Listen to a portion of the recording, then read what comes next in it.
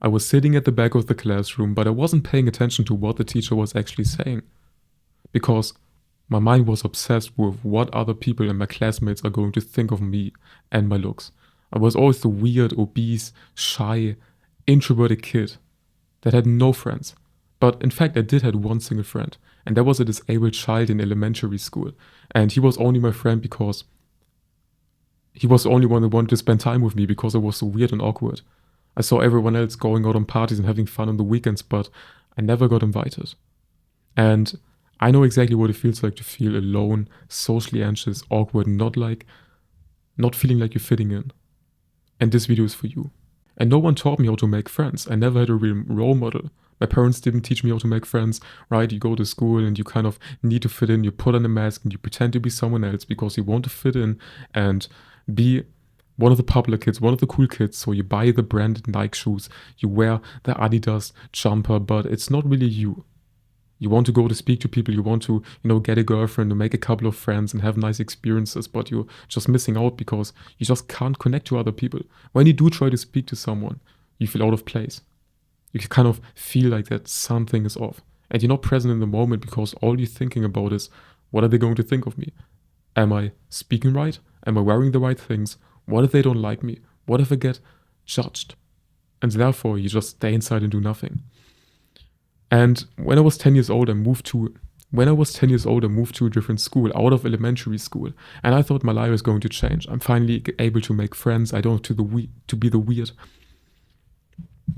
And when I was 10 years old, I moved to a different school, out of elementary school to basically high school. And I was like, damn, I can finally make friends. I can finally do something with my life. I can finally go out and have like this lifestyle that you see in the movies of going to parties, getting a bunch of girls, making a bunch of friends, and always having fun, always having something to do, drinking, smoking, all of that fun stuff. But little did I know that it was the complete opposite. I got heavily bullied for my looks because I was so obese. I had fucked up teeth, and that's why I have braces now, and I struggled to fit in even more. I didn't have a single friend for like an entire year until I moved out of that school again and went to a different school because I got bullied. So I transferred school because I got bullied and I didn't fit in. And then I thought, okay, now it's finally my time to make friends. Now it's finally my time to fit in. And at the new school, it all happened over and over again. I didn't get bullied, but I still felt like an outsider. I still felt like I didn't fit in. So I just reverted back to video games and I stayed inside for 5 years of my life. And I never went outside. For literally 5 years of my life, from 10 to 15 years old. I didn't attend any social events. I didn't have a single conversation with someone that I could consider my friend. Because the only thing that I did was waking up, going to school, feeling shit for not having social skills, for not connecting to anyone, just thinking about video games, and then coming home, jerking off and playing video games for 8 hours a day. I did have a couple of friends when I was playing video games and I was talking to them on Discord and stuff like that, but I never felt like a real connection. And when I was 15, everything changed because all of these bad habits that I did over the years, eating more junk food, getting more obese, making my social skills worse, screwing up my hormones by getting addicted to porn and video games, right? Everything got worse. My social anxiety got worse. I felt deeply anxious. I looked even worse. And I was close to ending my life when I was 15 years old. And then everything changed. I got into self-improvement. I started going outside more and I faced my fears and I faced basically getting rejected and looking weird and awkwardly, but I knew that I had to change something. And I was willing to take the price of getting rejected and feeling awkward for not being anxious and alone my entire life. Because I started to think long term and I was like, I can hide inside and play video games for another 20 years and miss out on so many great experiences, or I can face my fears now. And I did face my fears. And I started to make a couple of friends. I started to get my first girlfriend. And now she's my ex-girlfriend. I got invited to more and more social groups and I started kickboxing. I found a nice friend at the kickboxing classes who then invited me to a whole nother new social circle. And I started to spend time with them. I started going outside and drinking and, smoking and all of that stuff that nice kids do. I started buying a bunch of clothes like Nike shoes, Air Force, and I tried to fit in more. But something was still off. I was still hiding my true and authentic self. It's kind of weird because I always got bullied for being the obese, weird kid. And then I started to improve myself. I started going to the gym, kicking all of my bad habits away, getting rid of all of my bad habits, which took a lot of pain and struggling. And I was so proud of myself for finally being like a new version of myself. And I thought people will like me now. I'm now the fit kid. I have a bit of muscle. I'm looking better. I got a girlfriend. Please give me status. Please validate me. But I still didn't fit in. Because I wasn't self-improvement. I was meditating.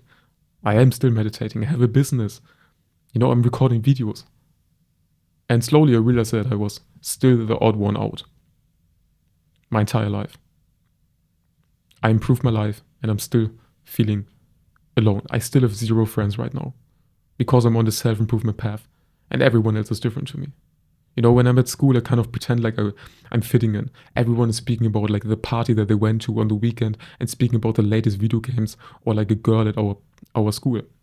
And I'm just pretending to fit in. I'm just like, yeah, this video game is nice. Oh yeah, I went to that party as well. Or, what did you do? But I know deep down that I don't care about that. I'm just pretending to be this version of myself that I'm not. It's kind of like I'm wearing a mask.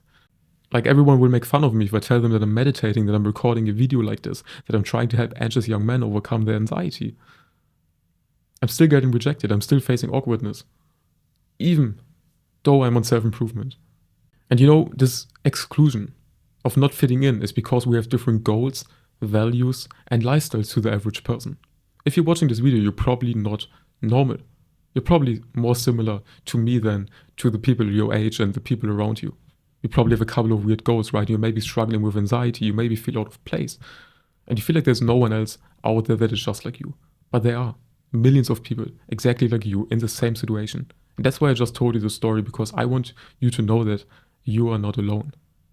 Just because you have different goals and you're not fitting in doesn't mean you can't go after them. Doesn't mean you can't chase them. Doesn't mean that you will never make any friends. And we have kind of conditioned ourselves to feel disconnected as a coping mechanism, right? So as a child, we faced disconnection. We faced rejection. We felt out of place. And we learned that when we get rejected, it hurts deeply, right? Imagine you had a friend or like a girlfriend when you were young, and you got excluded from the social circle. Maybe you got bullied just like me. And then you associate getting rejected as a good thing because you see it as a defense mechanism. Then you're like, okay, I'm not going to fit in. I'm not going to reject myself. I'm going to hide myself so I don't get hurt. And then you put on this fake mask as like a protection mechanism. You're actually trying to protect yourself. But that leads to more loneliness, a more inauthentic lifestyle, no friends. And you think it's making, like by avoiding the pain, it's better in the short term, but in the long term, it's just making everything worse. And there are actually 5 stages of like social interactions that we go through. And I quickly want to map them out so you know where you're standing and how you can get out of the stage and improve your life. So the first stage is that you're surrounded by people that you're familiar with, but you have a kind of sense that something is off. So you get put into social situations because you have to go to school, you have to go to work, you have to go to like a community event or like a family event, and you have like some social situations that you have to just be, that you just have to like go there and you just have to be there. But something kind of feels off, right? At school you kind of feel awkward, you don't have the same interests and you don't have the same values, something is off. And then stage 2 starts to happen. You have greater disconnection because you start to think, okay, I am different to those people. Why am I different? What is wrong with me? Right? And the voices of like this dissatisfaction of not being connected and not being authentic start to get louder and louder and louder. And this is where the struggle begins. And then you have 2 choices. You can either stay with the current group that you are in right now, like at school pretending to fit in, which will be painful, or you start to separate yourself and you're like, okay, fuck these guys. I have my own lifestyle. I have my own goals and values that I want to chase and that I have. And I'm going to separate myself, which will again also create a lot of pain. Because a few thousand years ago, staying like a tribe, right, having a friend group, having social connection was crucial to your survival. You couldn't survive on your own in nature. You go outside and you instantly get killed by a bear. But if you're in a group of 5 people, of 10 people, you could survive. You could get more food, more resources, more mates, and you could reproduce. So when you're leaving a social group and social circle today, it kind of feels like you're dying. That's why breakups feel so painful. Because your brain can't tell the difference. It literally thinks you're about to die. So in stage 2, you can either stay with the group and suppress yourself, which will create more pain, or you can separate yourself, which will also create more pain. So as you can see, it's not the best and optimal situation. And then you go to stage 3. If you do decide to leave the group, if you do decide to separate yourself, and then you start to feel even more isolated. You start to be lonely, you maybe start to play video games again because you're not fitting in, and you fail to get used to a new friend group, social group, or whatever. So now you're like in this weird stage where you left your old social circle and you're trying to get into a new social circle. But you're not really fitting into the old group or the new group, or you don't know where the new group is. So you're in this isolated, lonely, kind of bad situation. That's probably the stage where you're in right now. And what could happen then is that you revert back to stage 2, and you're like, okay, this is so painful, I'm so isolated, fuck this shit, I'm out of stage 3, I will go back to stage 2 and pretend to fit in. And most people just stay here. Most people just go back to stage 2 and stage 3, trying to fit in, breaking away from this social conditioning, but then experiencing a great pain of isolation and loneliness, and then going back to the old friend group. That's one of the reasons why people go back to their ex, or why people go back to friends that are actually bad for them, that are gossiping behind someone's back. Because even though people are treating you bad, and even though you're inauthentic, the pain of loneliness is so bad that you end up going back. There are a couple of outliers, a couple of people that can deal with this pain, that go to stage 4 and even stage 5. And stage 4 is all about meeting that new social group. It's about finding one single friend, right? So you're completely isolated and you go to like a networking or social event or like an online community and you find one single new friend. And that's like a snowball effect, because this one new friend that has similar values, goals, and ambitions and lifestyles as you will introduce you to even more friends. And all of a sudden you went from being completely isolated and alone and bored and kind of hurt and just in a terrible place to making a bunch of friends out of nowhere. Nothing happens and then everything happens. So if you're in the stage right now of feeling isolated and alone, one single friend, one single person, one single event could change everything. And that's exactly what happened to me. You know, I'm an entrepreneur and I'm 18 years old. So I went onto like an online community for young entrepreneurs and just started writing in there for like a couple of days. And then I messaged the guy. I was like, hey, you're in Germany, where do you live? And he literally said that he lives very close to me. And then I was like, which school do you go to? And guess which school he went to? The same school as me. And then I asked him where he lives. And he said he lives in the exact same place as me.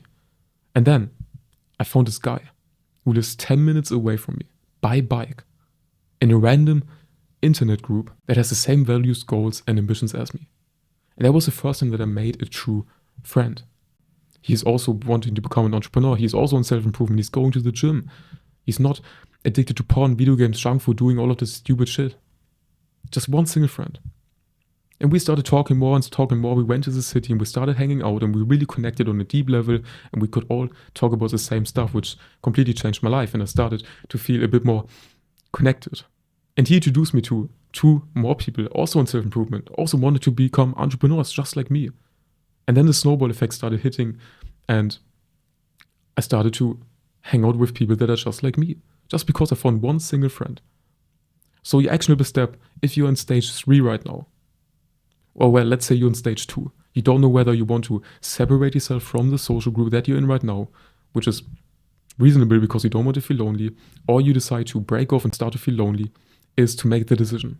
Do you want to keep staying in the social group and being inauthentic and not being yourself, or do you want to feel lonely for a couple of months or maybe just a few weeks and experiencing a bit more pain, but therefore having greater friendships and, you know, not so much isolation in the future? That's the decision that you have to make if you're in stage 2. And if you're in stage 3 and you want to get to stage 4, your actionable step is to just go on YouTube right now, or go onto some kind of social media platform right now, or go onto Google right now and look at what you're interested in. Whether that's kickboxing, whether that's sports, whether that's, you know, swimming, drawing, knitting, whatever it might be, dogs, cats, whatever. And search for it like a little community or like a club inside of your community. So inside of where you're living, right? So your city or something close to you. And just like join a community. You can go onto skool.com, SKOOL, and you can literally join a community with people with similar interests to you. Just start chatting to a couple of people online and then meet up with them in real life. That's it. If you don't want to do this online, literally, and you want to take this a step further, like let's say you're interested in knitting, just search for like a knitting club. I guarantee there's like something that you're interested in, that a lot of people are also interested in, right next to you, very close to you, in your city. And just go there for one day. Usually they have like a free trial, maybe it's even free completely, or just pay like $10 to go there. and just start speaking to someone. Just a little bit of small talk. Hey man, what's up? You're interested in this. And the good thing is, because you're going somewhere where there are people with the same interests as you can just speak about that. If you're interested in knitting or dogs, just speak about that. Because other people that are there in this club or the social community are interested in that as well. And then you can easily get into a conversation. And that's when you go to stage 5. And in stage 5, you will probably realize that even though you made new friends that are similar to you still feel a bit of isolation and you still feel a bit disconnected. And that's when you have to realize that 95% of humans are basically the same. We all have the same values. We all have the same goals. We just want to be happy at the end of the day. We want to feel loved, validated, respected, and happy. We want to have freedom of choice. We want to have, enough money to survive. We want to have, we want to reproduce ourselves, whatever. Health, wealth, relationships. We all want health, we all want wealth, we all want relationships. We're all pretty much the same. But we tend to focus on these 5% that makes us different. But if you can truly show like empathy for someone else and you can put yourself into their shoes and their perspective, you will see that we all are just similar. And when you really listen to someone's story, I bet there's like 1 to 5 or 10 things every single time that you can relate to. No matter what they're speaking about, no matter where they're from, we all have way more in common than we actually think we do. And once you accept that in stage 5, you realize that making friends is quite easy. And that it's completely fine to not be 100% connected to someone, not be 100% authentic, which is quite unreasonable, but expressing yourself as much as possible. Maybe just 70%, 80%, 90%. Then you're already doing amazing. Instead of trying to fit in your whole life, chasing money, chasing, things that you don't want to do, external validation. That is the power of this framework. So quick recap. Make the decision if you want to stay inside of your social group right now, or if you want to leave. If you decide to leave, instantly go into Google, go into online community or search for a community in real life and start to connect with people. And if you do start to connect with people, step 5, accept that they are the way they are, listen to their stories, show empathy and realize that you're quite more similar to them than you think you actually are. Now, I know this video was quite weird and random. I didn't show you like exactly step-by-step way on how to overcome social anxiety. If you want to know more on that, I made a bunch of videos on that on my channel already, so check those videos out if you want to overcome your social anxiety. And if you need help applying these strategies, and if you want to reduce your generalized anxiety disorder, your social anxiety, or just reduce the stress and anxiety that you feel and the pressure that you feel, you can click on the first link in the description to book a free coaching call with me. We will hop on a talk, we will hop on a call. I will speak to you. I will try to help you. Thanks for watching and please take action.